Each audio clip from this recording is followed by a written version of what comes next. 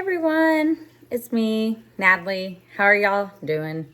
I know my last video, you guys are probably either worried about me or happy for me. And that last video I made, just letting God handle that forgiveness that I have to do to move on with my life, is a big step. And those tears that I was crying was not only from pain, but from reaching the stage that I have been working so hard to reach in my healing journey. But I'm okay. Everything's good in life. I finally got into pain management and got my pain under control, so I'm feeling much better. Although they do want a second spine surgery, I'm not going to give it to them, because once you start having fusions, it's like a domino effect. The reason why I have 2 more slip discs is because of the fusion. It pushed 2 more of my discs out, and I have arthritis on my spine. I have deteriorating disc disease, so the disc actually thin and they slip easy. But I'm feeling much better. So today I thought we would just have, I guess, I don't really, I never plan my videos really, so just whatever comes to mind. But let's talk about the narc and how you get to choose who comes and goes in your life. Regardless if it's your husband or whoever it is that is forcing you, or your wife or boyfriend, whoever, significant other, is making you feel forced to be in a relationship, unwanted relationship with someone that you don't want a relationship with, right? Because I know personally that my husband, if it wasn't his parents, would never allow anyone to treat me the way his parents treat me.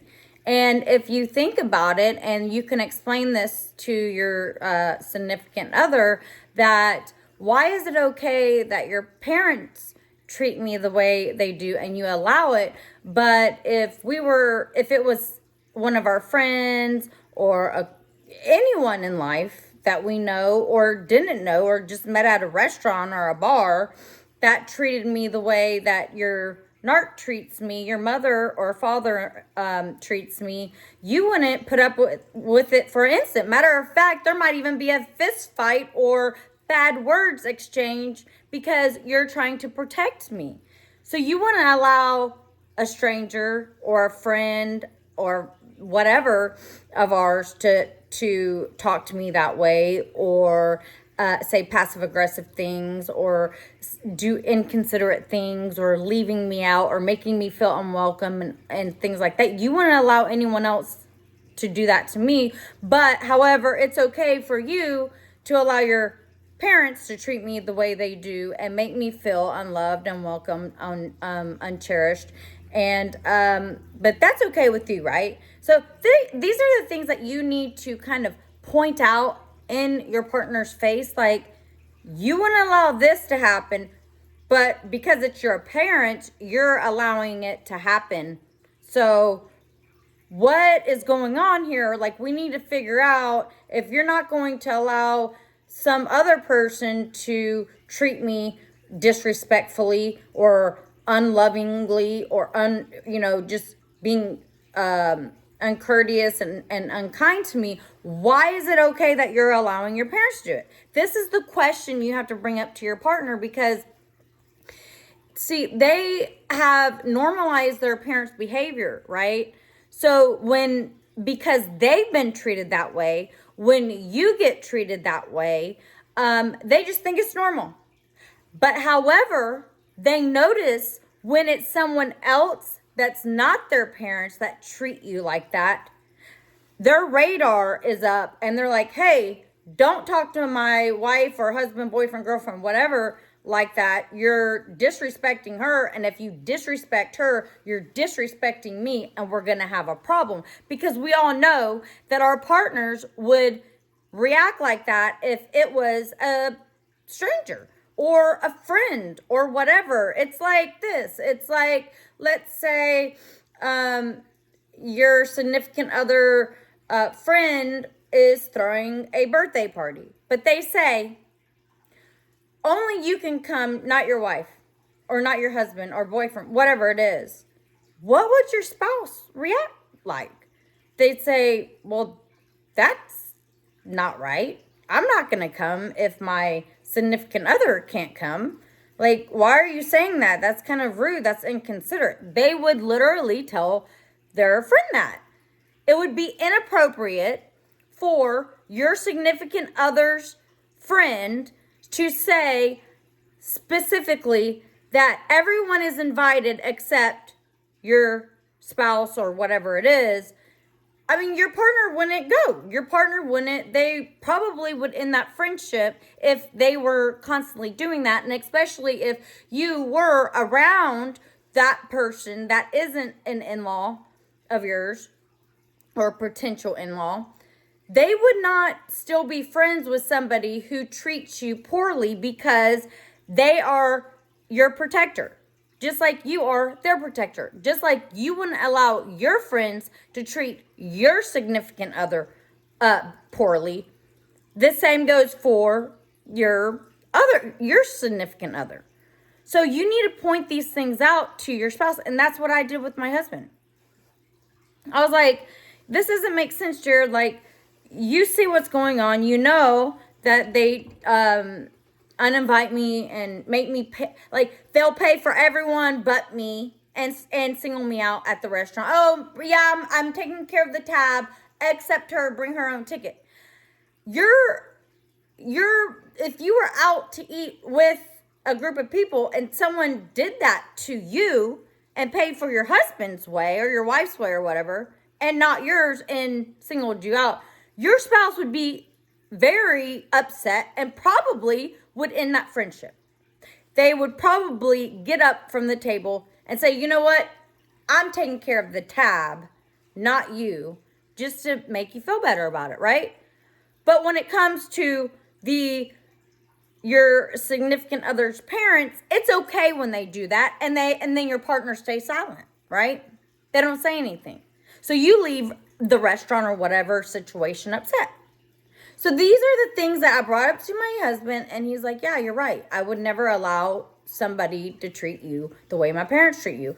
But they're my parents, and I don't know what to do or how to speak up to them. And every time I do say something, literally every time he ever did say anything, nothing ever changed. And that was the big problem, is that the conversation he and I would always have was like, he would say, Natalie, I am always telling them that they're doing things that hurt you, that single you out, that make me feel uncomfortable, make you feel uncomfortable, that you feel unwanted.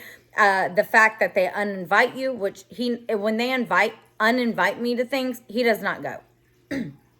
He never went. And then she'd be like, well, Jared, why aren't you coming? Well, because my wife was uninvited or was not invited. That's why I'm not coming. Oh, well, I didn't. And literally, narcs are so stupid. Well, I wasn't doing anything on purpose. I just wanted to spend time with my son. Like, okay, lady, you know what you're doing. So these are the things like my husband and I were talking about, and he would say, like, Natalie, no matter how many times I talked to them about this, they had this attitude like they didn't care what his opinion was about how they treated me. Literally, no opinion. Like, they did not care about his opinion or decisions. And she always acted like the victim. Like, when he would bring up things that hurt me, she would play the victim and be like, well, she never talks to me, so why would I want to be around her? Well, because at the beginning of our relationship, when I was trying to connect with you, when I was, trying to build a relationship with you, and I was vulnerable to you, you took those vulnerabilities of me, spread rumors about me, twisted the facts and made me look like a bad person when I thought maybe I could connect to you on a human level, and maybe you have sympathy, maybe you have joy for me, whatever the conversation was that we had. You twisted everything that I told you and spread rumors about me. That's why I stay quiet. Now, they don't get the reason why you start staying quiet. But an intelligent person would know that if I went around spreading rumors about my best friend, why would my best friend share anything with me again? It's common sense. But they play the victim, and then they're like, well, why would I want to be around her? She doesn't even talk to me. She doesn't want to have a relationship with me. She doesn't even want anything to do with me. And it's like, mind-blowing. These people are always playing the victim. When you are. When your significant other is. Because even though my husband on several occasions told them, like, look, guys, you really are making Natalie feel unwelcomed. You know what they said? This is what they told him. Respect is not demanded. It is earned. And this is after, I don't know, 18 years of knowing them. 18 years.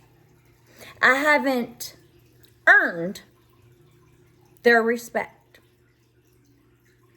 That's the type of people that we're dealing with. They think they're above you. And so when you're dealing with somebody like this, you literally have to stay calm, collected, and quiet around them, because everything that, my allergies are bad. Everything that you share with them when you're trying to make a human connection with this person and build a relationship is used as a weapon against you. So the traumas that you've been through in life, the good times that you've been through in life, the good things that you do in life are all turned around and used against you. Hey, I'm just making a video. Where's Dad? Oh, okay. You got me to talk about? Oh, look what, I love my son. Look what he got me. I don't know if this is stealing or not. I mean, they're free and we spend a lot of money at Taco Bell. But this right here is Southern love. Love you, son. Thank you. There's a taco in there too. Oh, there's a taco in there too? Thank you, son. He got me so much hot sauce. He knows I love hot sauce. That's so funny. See, that's how you show a Southern mother love, is hot sauce. Anyway, going back, I'm probably gonna have to move into another room because everyone's coming home. Let me just move into another room real quick. My son is hilarious.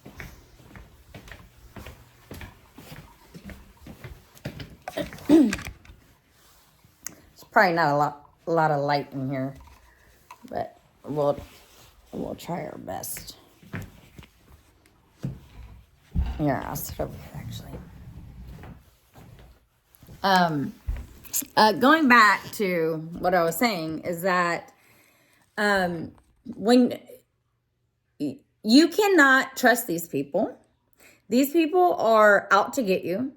They are purposely trying to push you out of their family. So everything that they do, right, is one step closer of pushing you out. This is the goal. That's why you can't tell them anything, because no matter what accomplishments you have, they're jealous of. No matter what you say, what you do, what your traumas are, whatever it is, you could be a missionary, you could be a preacher, you could be whatever, right? They twist everything to make it seem like you're doing it because you're the narcissist, you want attention, because they're jealous of you, because you've accomplished stuff. Because the thing is, their identity is within their child, right? So when their child meets you and you have your own personal identity, and your identity is strong and independent, unlike theirs, they're jealous of it. So what they will do is start copying your identity, stealing it for themselves, turning around, right? I need you to understand this. Turning around and acting like their corrupt identity is yours. And they do this because they see that their son found something within you that they didn't have. Isn't that sick? So what they do is steal your identity to convince their son that they are you and you are them. And that if they can convince their son that they are you, then they are trying to convince them that they do not need you because you are them, a nasty person, and that the qualities that their son sees within you, they can see within their own mother. So why would they need you? Why would they need you, who is actually, I guess, pretending to be them? Watch this. A nasty person, when they're actually pretending to be you. It's very confusing. But you will see this within your in-law, narc. They take on your traits. They might start wearing the same style clothes, dyeing their hair like you, becoming interested in hobbies and activities that you do. What they do too is the things that people recognize you for the good things that you do in life, because the narcissist never recognizes that in you. What they do is start doing the things that you do that you get recognition for and praise for. And then they start doing it. They then will start bragging about the things that you've already done that you were never recognized for. It is such a conundrum, mind F, because of the psychology in it and the way that they take your identity and then because since they found their identity within their child, all the accomplishments of their child is actually theirs, right? So now they are also trying to take your accomplishments without recognizing or praising you for the things that you've done. Now they want praise for the mirroring of you. It's very complicated to understand this. And it takes a long time for you to actually understand that this is happening, right? So in a case like this, where you are having a in-law mirror you and not recognizing who you are because they're pretending to be you,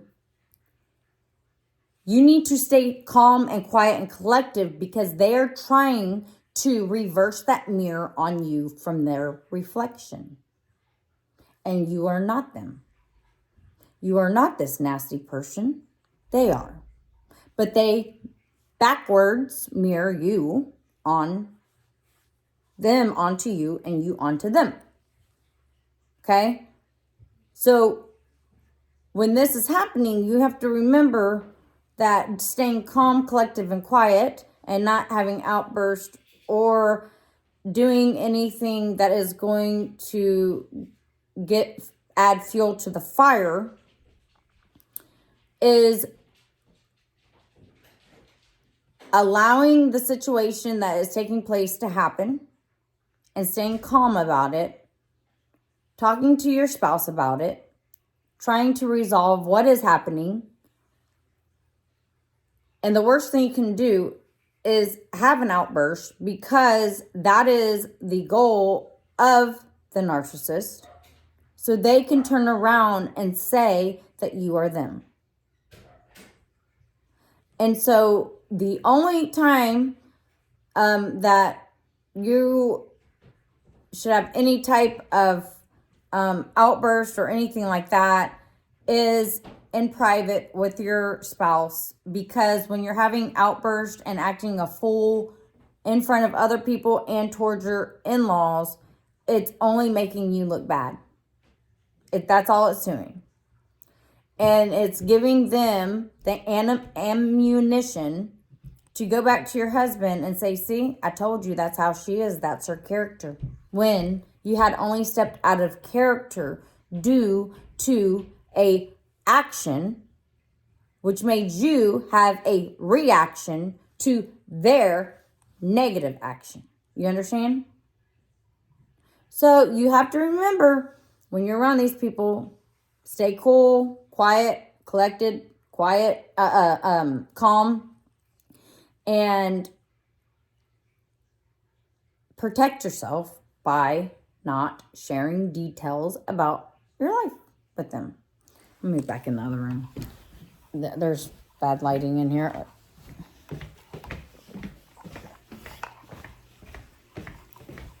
Oh, it's such a nice day. Look, guys, look at my little doggy. There's Bryce's new trampoline for his 10th birthday. I know this video is all over the place, but at the same time, it's kind of like, there's many issues that need to be talked about. And I just feel as though sometimes all of this that I'm talking about in this video is happening all at once, which is causing conflict within your marriage. And that is the goal of the narc. And throughout the years, my husband and I figured out ways to not so much not avoid the narc, but know that when we are around her, that we do not share personal, intimate details about our life, because the few times my husband or I did, it was always, divorce, when that word was never in our marriage before. Let me turn up the lighting on here. And so really the best thing you can do, that my husband and I figured out, is just having surface conversations, right? Talking just surfacely about like your kids' sports or whatever. Like, you're not going to go and share with them a fight you had with your partner, or financial issues or anything like that. Like, that needs to be kept within your marriage, because when you bring it to your in-laws, you are inviting them into your marriage and inviting them into having their opinions. And when you are dealing with someone with NPD, it's their way or no way, or your way is the wrong way, right?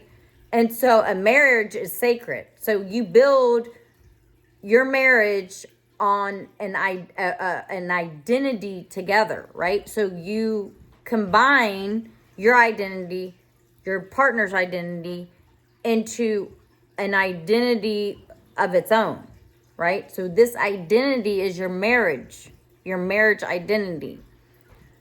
But when your husband or your wife or whatever is going to your in-laws and telling personal, intimate details about your marriage, what happens is because they may not like you, or they don't like you, is they're going to give bad advice. They're not going to give the advice of, hey, why don't we sit both of you down and have a meeting, or can we counsel you, because we've been married for 40, 50 years, right? So they've had problems, they've worked through it. So you think as a couple that you can go to these people and get marriage advice, but you can't, because they have something against you, right?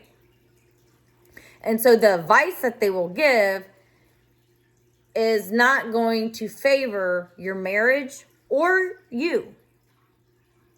So one thing, and I know a lot of you out there as couples watch my videos. It's not just like the woman watching it or the man. I have a lot of couples watching my YouTube channel trying to get through what my husband and I have gotten through. And so what I can say is when you are around your parent, and you know that your parent has something against your partner, the best thing you can do is not go to them for marriage advice. Go to a therapist. My husband and I did it because we learned the hard way. When my husband and I had a fight, it was one of the, we haven't had many fights in like big fights in our life, but we did have a really big fight when we lived in New York, and he went to his parents for advice, and, you know, his mom made him hide at a hotel, told him to take my child and cut off my banking and kick me out of the house and take my car and take my job. Okay? So these people don't have the best interests in your marriage. Instead of trying to resolve the issue, like my mother, because my husband also called my mother and my mother called me, and we talked to my mother to resolve the issue we had, which you know, made our marriage better. Instead, because at the time my mother-in-law hated my guts, she had my husband hide in a hotel away from me. I found him on the iPad though, and I went to the hotel because I already knew what was going to go on. And she was like literally already had a divorce attorney on her phone, which is crazy. Like, who keeps a divorce lawyer on their phone? I don't know anybody unless you plan on getting divorced, and she planned on ours. And so it's unfortunate that when you go to someone that's been married for a long time and they have NPD and they don't like you, they are literally going to use everything against you and convince their child to get rid of you. Because the whole plan to begin with was to push you out of the family. This is why they have treated you the way they have treated you all of these years. Unwelcoming, uninviting. Like I said, there was several times we went to a restaurant. Even on my husband's graduation from college. My mother-in-law told the waiter to bring me a separate ticket, and they paid for everybody else. And that happened with when I went out to eat with her sister and a group of people. It happened at another place, and she's even told my husband, like, if you bring Natalie, she has to pay for herself. These are the type of things they do to make you know that you are uninvited, unwelcome, unloved, and they are not going to welcome you into this family. Look, it's 28 minutes. All I can say is try to, if you have to be around these people, do not share anything about your marriage with these people, because they don't have your best interests. You need to go to someone like a therapist, or maybe your family members who do have your best interest, hopefully, and have them counsel you, or have a friend who's been married a long time counsel you and help you through that. Because marriages are like a roller coaster. You're going to have up and downs. You're going to have fights. You're going to have disagreements. You're going to have all these things. You're going to have a spouse cross the line. You're going to have there's going to be things along the way. I can tell you for 24 years, there's been things that have happened between my husband and I that we disagreed on, we didn't like. And you know what? We talked about it, we fixed it, we got over it, and we moved on. Because if your partner or you are doing something that the other doesn't like, then you need to respect them and not do it. It's that plain and simple. If you're doing something that's upsetting your partner, don't do it anymore. And at the time in New York, I was doing something that was upsetting my partner. And after the big blow up, I didn't do it anymore. So that is plain and simple. Marriage works like that. It's a give and take. You have to realize that when you're in a situation where you have a narcissist as in-laws, you're not the only. You need to quit being selfish and thinking that all this is only happening to you, because it's also happening to your partner. It's been happening to your partner since birth, since they were birthed. That's why they've normalized it. And you guys need to work together to come up with a plan where if you choose to have a relationship with the narcissistic in-laws, that you can do it in a way that is not going to drive you apart, cause conflict, and also not invite them into your marriage, right? So I know this video is all over the place. It's a lot of information. So I hope it's already 31 minutes. I'm sorry. But I hope you have a good day. Sunny here in Wisconsin. Just sending love, peace, love, and harmony. See you guys later.